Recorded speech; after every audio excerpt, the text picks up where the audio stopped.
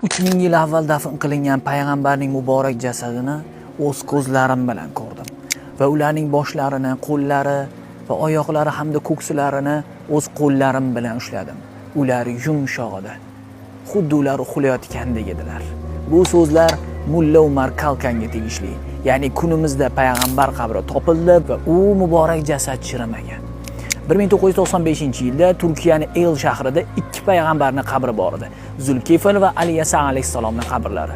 Va suv toshqini sabab bu qabrlarni ko'chirishga majbur bo'ladi va hukumat 10 kishiga maxfiy tarzda buyruq beradi bu qabrlarni ko'chirishga.